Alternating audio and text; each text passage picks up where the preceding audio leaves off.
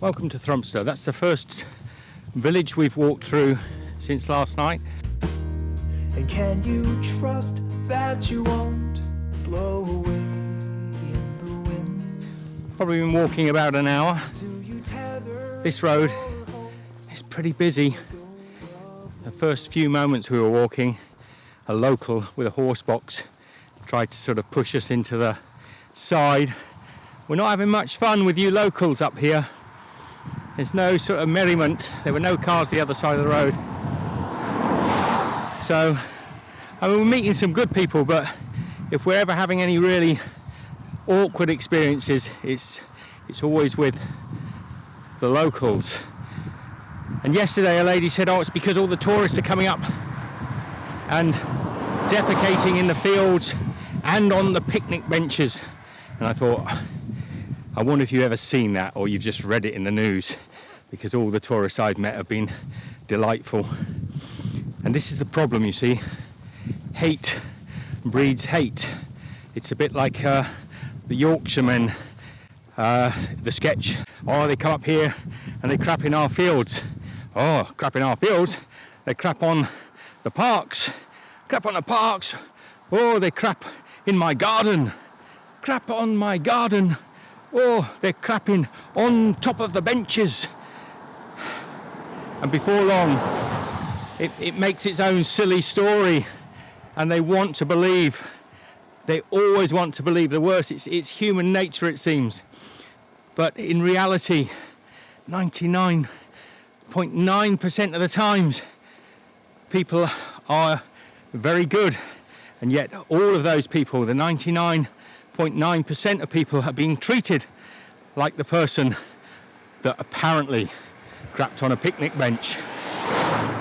A story which I much doubt, and to be honest, when those sort of pranks tend to happen, it's rarely tourists that do it. Virtually turn their backs on you. So that's the sort of thing you're up against. Up here in the Highlands. The home of Michelle's family, by the way. So it's not as if we're entirely alien to this area. Meh. I'm not sure what breed of sheep they are, but they're very small, very slight, tiny little sheep. Hello, girls. You are very pretty,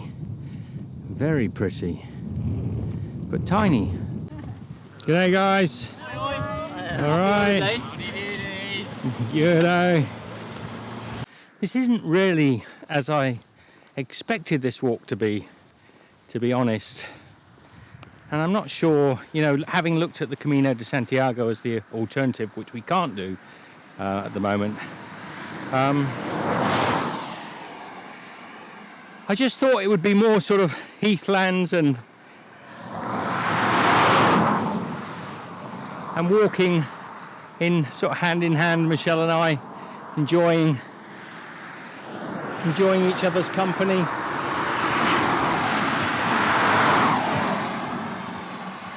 But there's only really one road. You can't even go off onto a little B road. They just come back onto this road.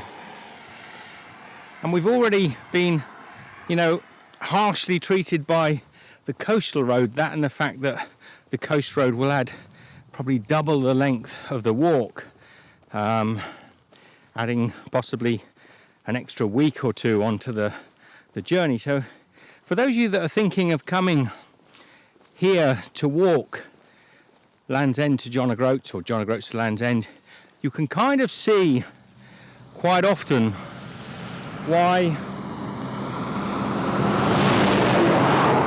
almost everybody says the worst part of the journey is the last part for those that walk up the country. So Michelle and I have started on probably the hardest part. And I must admit,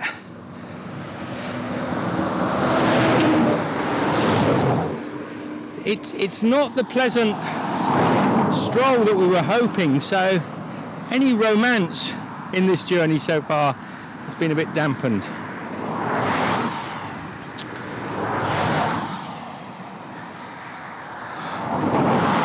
Oh.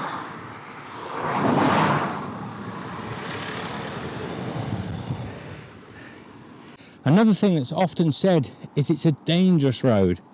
and you can see it really is a dangerous road. So if you're coming up here, you've either got to come at the time of year, summer as we are now, summer as we are now, and go along this coastal path and allow the extra miles, bearing in mind that by the time you get up here you're probably at your fittest anyway. But we found the coast road to be quite treacherous also. People say to us it's a lovely light hike, but I think we're talking about people that are walking with maybe a small backpack, a sandwich and a soft drink, and they've got just doing maybe an hour or two hiking. But if you're doing a big hike, you're doing the whole of this coast road, it's going to add an amazing amount of extra time. And we found the first 2 or 3 days, I think, we walked along that coast road, that it was boggy, it was marshy, you could sink up to your knees in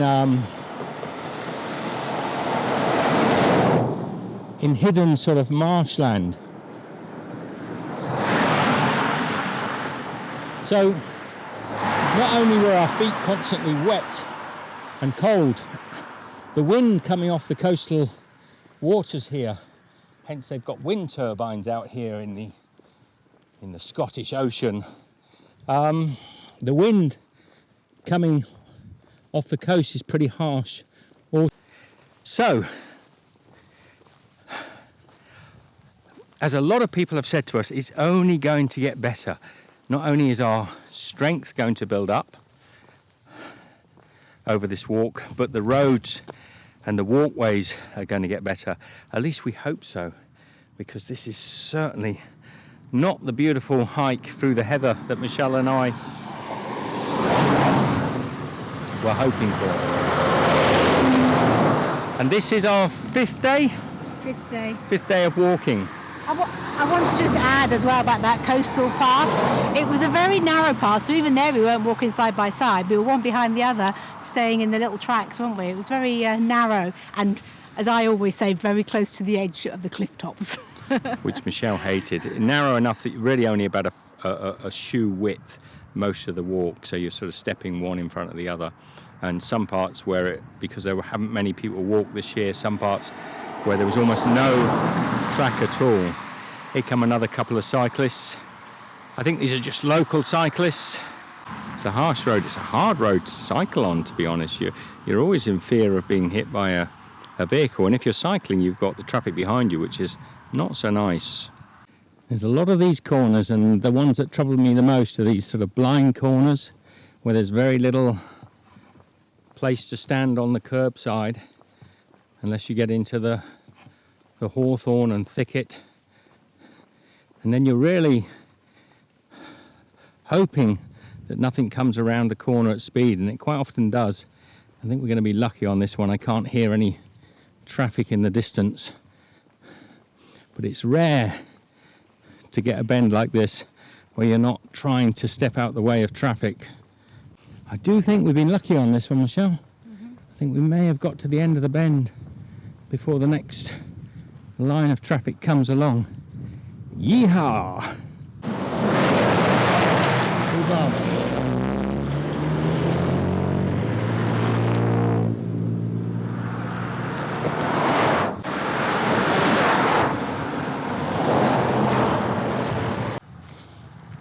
This old church here we've just come across.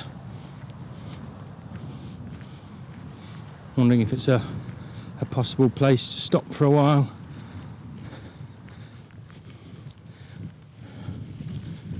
It's a bit overrun with rubble and dirt.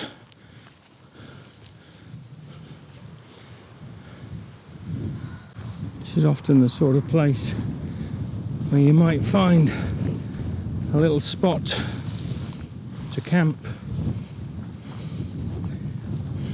Day 5 been another hard one for me.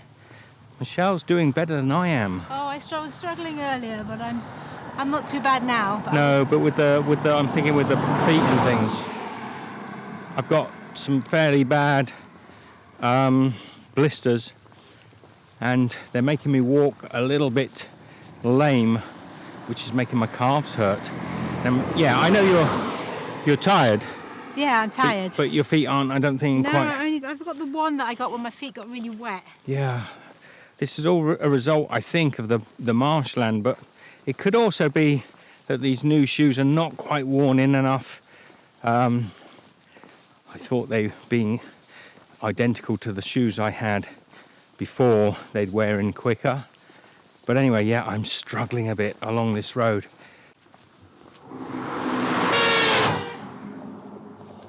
And idiots like that, complete morons, unpleasant, angry.